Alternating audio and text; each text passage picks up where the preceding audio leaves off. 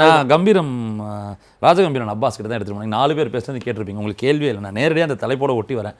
பாஜகவின் கூட்டணி கணக்கு மாறுகிறதான்னு பார்த்தா இல்லைங்க, அவங்க கூட்டணி கணக்கு தாண்டி திமுக கிட்ட ஒன்று இருக்குது அப்படின்ற விஷயத்தை பேசுகிறாங்க. பாஜக இல்லாத எடப்பாடி அவர்கள் கண்டிப்பாக 2026 ஆட்சியை நோக்கிய வியூகங்களை தான் அமைக்கிறார். அதில் தான் இந்த கூட்டணி கதவுகள் முழுவதுமாக சாத்தப்பட்டது பாஜகவிற்கு அப்படின்றாங்க.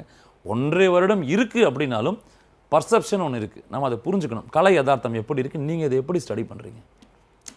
நாடாளுமன்ற தேர்தலுக்கு ஒரு தேசிய கட்சியின் தயவு இருந்தால், ஒருவேளை நாடாளுமன்ற உறுப்பினர்கள் வெற்றி பெறுகிற பட்சத்தில் அதிகாரத்திலே பங்கு கேட்பதற்கான ஒரு வாய்ப்பு கிடைக்கும் என்கிற அடிப்படையிலே தேசிய கட்சிகளோடு மாநில கட்சி கூட்டணி அமைப்பது என்பது ஒரு வகையான நடைமுறை. ரைட்.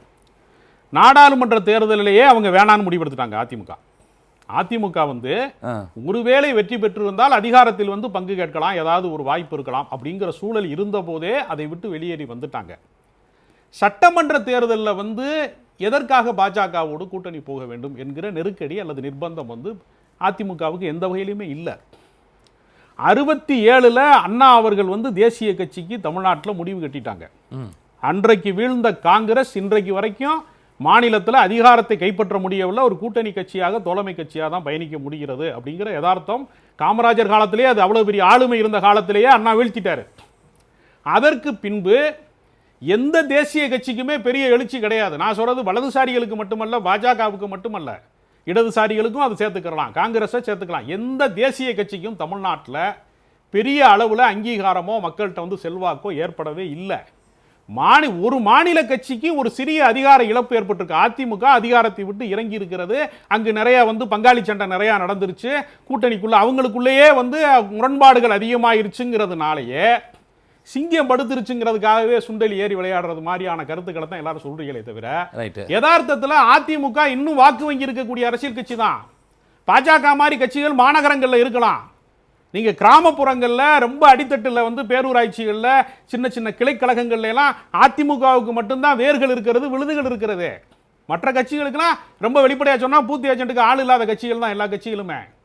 நீங்க தமிழ்நாட்டினுடைய மாநில உரிமை சார்ந்து மொழி சார்ந்து பேசுகிற நாம் தமிழர் கட்சி போன்றவர்கள் ஒரு 8%, 8.4% வளர்ச்சி பெறுவது என்பது ஒரு இயல்பான வளர்ச்சி. அது ஒரு மாநில கட்சி.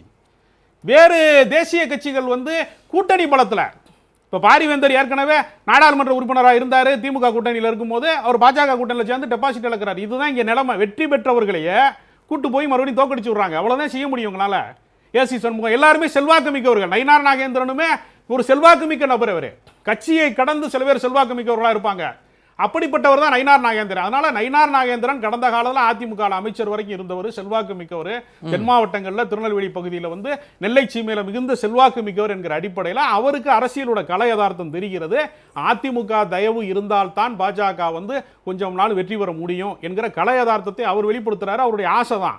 ஆனால் எடப்பாடி பழனிசாமி ஒருபோதும் மீண்டும் பாஜகவோடு கூட்டணி வைக்க பிரச்சனை என்ன வருதுன்னா, அந்த தலைமை ஸ்ட்ராங்கா இருந்துச்சுன்னா நீங்க நோ சொல்லலாம்.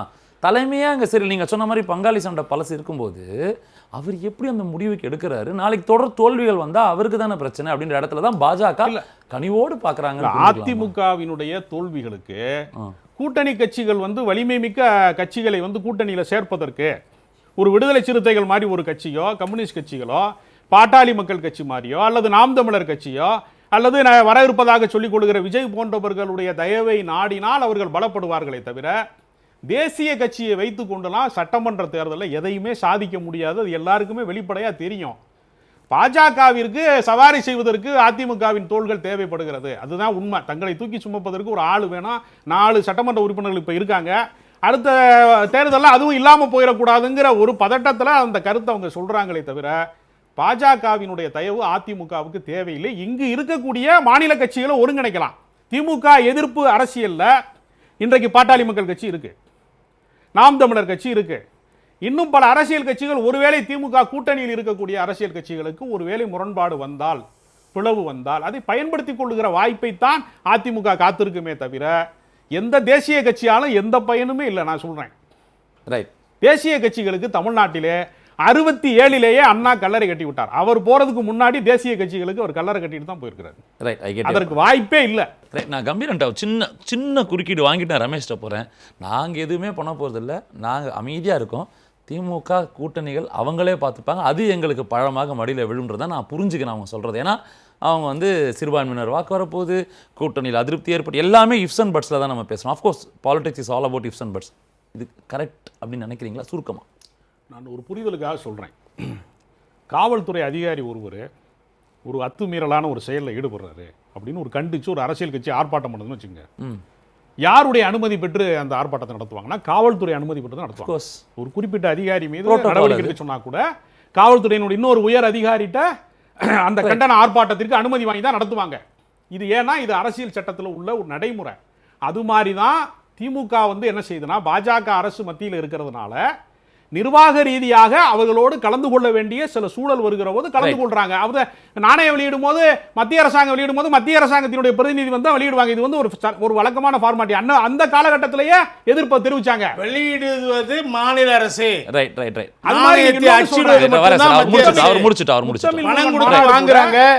முத்தமிழ் முருகன் மாநாடு கூட வைதிக ஏற்கனவே இருக்கக்கூடிய ஆதிக்க அந்த கோட்பாட்டின் அடிப்படையில் நடந்தது அல்ல. அது வந்து சாதாரண மக்களினுடைய, எளிய மக்களினுடைய பக்தியினுடைய ஒரு திருவிழாவை தான் அவங்க நடத்துறாங்க. அதனால ஒருபோதும் காம்ப்ரமைஸ் ஆகல. பாஜகவோட கலைஞர் கூட்டணியில இருந்த போதே ராமர் கோயில் கட்டுவதில் நாங்கள் வந்து உடன்பாடு இல்லைங்கிற தேர்தல் அறிக்கையெல்லாம் வெளியிட்டு தான் அதிகார பகிர்வு நடந்திருக்கிறது பாஜகவோட.